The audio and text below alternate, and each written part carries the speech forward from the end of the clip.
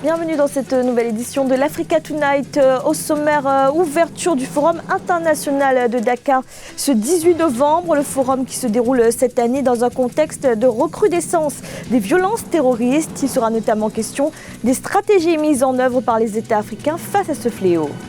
Accélération du processus de décentralisation au Cameroun, c'était l'une des recommandations du Grand Dialogue national. Une proposition qui prévoit notamment que jusqu'à 15% du budget de l'État soit attribué aux collectivités territoriales. Et regain d'activité pour le secteur touristique au Togo. 712 000 touristes ont été enregistrés en 2018, soit une hausse de 26% par rapport à l'année précédente. Mais tout d'abord, la campagne pour l'élection présidentielle en Algérie a officiellement débuté ce dimanche 17 novembre. 5 candidats briguent la magistrature suprême. Parmi eux, 2 ex-premiers ministres de l'ancien président Abdelaziz Bouteflika. Il s'agit d'Ali Benflis et d'Abdelmajid Tebboune. Également candidat Azzedine Mioubi, qui fut ministre de la Culture jusqu'au mois de mars 2019. Abdelkader Ben Grina, un ancien ministre de la Culture aussi, membre de la mouvance islamiste. Et puis enfin, Abdelaziz Belaïd, ancien cadre du FLN, des candidats du Sérail donc. Et c'est bien ce que leur reproche le mouvement de contestation du Irak, qui poursuit ses manifestations populaires pour demander l'arrêt du processus électoral. La campagne doit s'achever le 12 décembre, date de l'élection présidentielle. Dakar, la capitale sénégalaise, au lieu de la paix et de la sécurité en Afrique ces 18 et 19 novembre. Chefs d'État, ministres, militaires et experts sont rassemblés pendant 2 jours pour évoquer les stratégies sécuritaires sur le continent, notamment dans un contexte de résurgence des attaques terroristes et particulièrement dans la zone sahélienne. Amanadji. Prévu sous le thème « Les défis actuels du multilatéralisme », l'édition 2019 du Forum international de Dakar a lieu les 18 et 19 novembre 2019. Axé sur la paix et la sécurité en Afrique, il s'agit entre autres de débattre autour des questions sécuritaires et des stratégies mises en œuvre par les États africains pour faire face aux attaques terroristes intensifiées ces dernières années, particulièrement dans les pays sahéliens.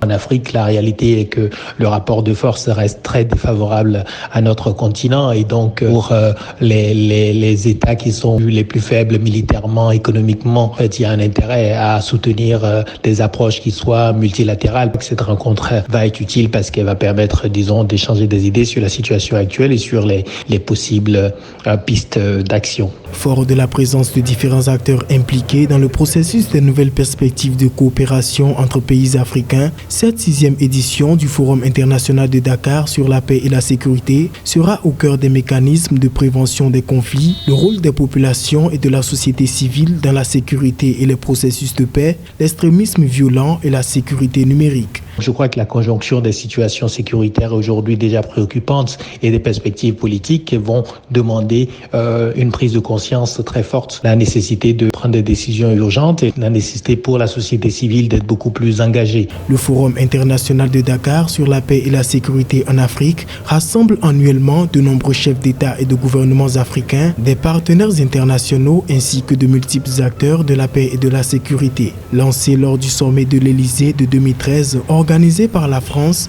la première édition du forum s'est tenue en décembre 2014 à Dakar. C'était le 7 novembre dernier. Le président burkinabé Roch-Marc Christian Kaboré s'exprimait suite à l'attaque d'un convoi qui transportait des employés de la société minière canadienne Semafo. Attaque qui avait coûté la vie à au moins 38 personnes. Le chef de l'État avait alors appelé à la mobilisation de volontaires contre le terrorisme.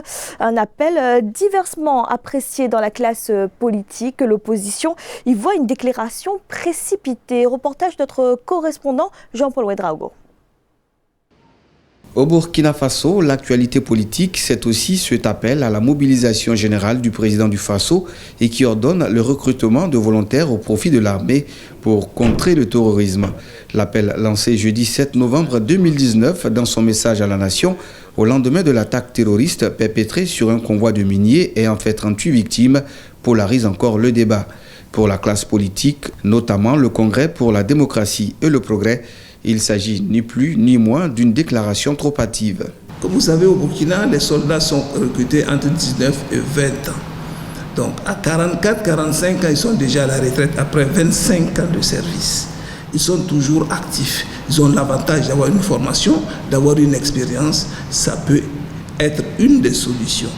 Une position confortée par un récent communiqué du ministère en charge de la sécurité et qui, selon Eddy Komboyogo, met en doute l'appel du président Kaboré, lequel communiqué laisse sous-entendre que les voies de recrutement et les structures qui seront préalablement définies sont encore inconnues de l'opinion. Lorsque les uns et les autres disent qu'on ne discute pas, on ne négocie pas avec le djihadisme, qui est djihadiste en réalité?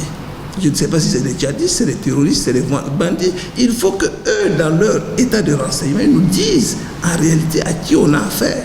Rappelons que suite aux attaques terroristes, le CDP a perdu l'un de ses vice-présidents, en l'occurrence Oumaro Diko, ex-député maire de Djibo. Il avait été assassiné avec ses compagnons le dimanche 3 novembre 2019 sur l'axe Ouagadougou-Djibo par des individus non identifiés. Et l'armée burkinabé affirme ce dimanche avoir neutralisé 32 terroristes au cours d'opérations militaires menées dans le nord du pays, région gangrénée par des attaques djihadistes de plus en plus fréquentes. L'état-major burkinabé ajoute également qu'un lot d'armement et du matériel a été récupéré et que des femmes retenues par les terroristes ont été libérées. L'offensive a eu lieu dans les environs de Bourzanga et près de Yorsala. 21 ans après, ils demandent toujours justice. Les proches et familles des victimes des massacres de Makobola en République démocratique du Congo réclament la création d'un tribunal international. Plus de 800 personnes avaient perdu la vie dans cette tuerie. C'était en 1998. 2 décennies plus tard, aucune enquête n'a été ouverte. Reportage de notre correspondant Jacques Ambokar. C'était l'un des pires massacres perpétrés il y a 21 ans à Makobola et ses environs en novembre 1998. La République démocratique du Congo, sous régime de Laurent Désiré Kabila, faisait face à la rébellion du Rassemblement congolais pour la démocratie. Des massacres qui ont emporté plus de 800 personnes exécutées à coups de machette dans cette partie de la province du Sud Kivu. Il s'agit des massacres de 800 personnes qui ont été tuées dans le village de Makobola. Et là, nous sommes au sud Kivu, précisément dans le territoire de Fizi. C'était pendant l'occupation de toute la partie est par le RCD. À la paroisse Fatima de la Gombe, ce samedi 16 novembre 2019, Kaliko, bougie en main, la communauté de Makobola installée à Kinshasa a voulu d'une part se souvenir des victimes de ces massacres, mais aussi et surtout réclamer la création d'un tribunal pénal international. Une instance qui pourra s'occuper réellement de ces massacres-là, afin que les auteurs soient identifiés et condamnés. Nous voulons faire appel à la conscience du peuple congolais pour l'éveil qu'ils doivent prendre par rapport au massacre. Les massacres de Makobola sont parmi les premiers qui marquent le cycle de violence qui caractérise l'instabilité récurrente à l'est de la République démocratique du Congo. L'absence d'une enquête en vue d'établir les responsabilités et punir les coupables est, selon les observateurs, l'illustration de la culture de l'impunité et des faiblesses qui caractérisent la justice congolaise. 10 à 15% du budget de l'État attribué aux collectivités territoriales. C'est l'une des recommandations établies à l'issue du grand dialogue national au Cameroun. Recommandation qui implique une accélération du processus de décentralisation devant permettre une plus grande autonomie financière des collectivités, mais également un élargissement de leur champ de compétences. Nelly Claude Bessa. Le renforcement de l'autonomie financière des collectivités locales a été présenté comme axe susceptible d'apporter les solutions dans les régions du Nord-Ouest et du Sud-Ouest. En plus de l'accélération de la mise en œuvre de la décentralisation, les collectivités territoriales décentralisées des 2 régions en crise bénéficieront d'un pourcentage de 10 à 15% du budget de l'État conformément à la linéa 2 de l'article 23 de la loi d'orientation de la décentralisation. Il faudrait que l'État mette sur pied une décentralisation effective de la gestion de ces collectivités. C'est-à-dire lorsque ces perdièmes ou bien ces taxes al valorem sont prélevées et que ces taxes aillent directement dans la caisse de la mairie sans toutefois qu'elles repartent soit auprès de la finance publique soit auprès de l'administration concernée. Toujours dans le cadre de l'accélération du processus de la décentralisation, notamment pour accroître l'autonomie administrative et de gestion des collectivités territoriales décentralisées, il a été recommandé la création d'une fonction publique locale, telle que le précise l'article 19 de la loi d'orientation de la décentralisation de 2004. De plus, une allocation spéciale sera versée aux municipalités du Nord-Ouest et du Sud-Ouest afin de faciliter le démarrage des activités. C'est une mesure qui me semble être une mesure pertinente parce que, 1, elle participe du renforcement de la décentralisation, 2, elle appuie le transfert de compétences aux communes et 3, elle leur donne les moyens de leur politique. Et ensuite, elle permet de faire un décalage de la responsabilité du niveau central vers le niveau local. Après la création en août 2018 du ministère de la décentralisation et du développement local, il reste attendu l'organisation des élections régionales qui viendront parachever ce processus. Un processus qui, à terme, permettra aux Camerounais de participer pleinement à la gestion de leurs affaires au niveau local.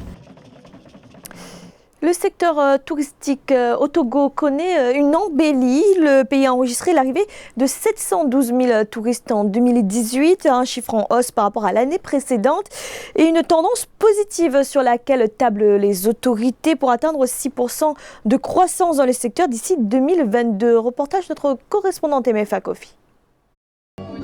En 2018, le Togo a enregistré 712 000 touristes, soit une hausse de 26% par rapport à 2017, grâce notamment au tourisme d'affaires. Malgré un début de regain d'activité dans le secteur touristique, la contribution de ce secteur à l'économie nationale reste relativement faible. En 2015, elle était de 4%. Nous avons des produits touristiques qui se rapportent à des types de tourisme, notamment balnéaire, culturel, écotourisme. Et s'il y a vraiment des besoins d'investissement, nous devons faire appel au privé. Pour le gouvernement togolais, il s'agit entre autres de diversifier l'offre touristique et hôtelière à travers la labellisation systématique et le rating. En 2018, les hôtels ont enregistré une recette de 48 milliards de francs CFA. 90% des hôtels et restaurants sont détenus par le secteur privé. Donc nous voulons les mettre en contribution. Et, en ce sens, en améliorant le produit qu'ils ont. Et au nord, on a des sites culturels et l'accent est mis actuellement sur le site des hauts fourneaux de Nangbani, qui est un site paléométallurgique. Donc il y a aussi le site classé au patrimoine mondial, le Koutamakou. Pour faire du Togo la première destination touristique en Afrique de l'Ouest, un forum a réuni à Lomé tous les acteurs du tourisme au Togo sur le financement ainsi que les normes de qualité. Les défis et enjeux sont donc énormes dans le secteur qui entend atteindre une croissance de 6,2% à l'horizon 2022. C'était le journal de la rédaction. Merci de l'avoir suivi. Retrouvez dans un instant une nouvelle édition de l'information.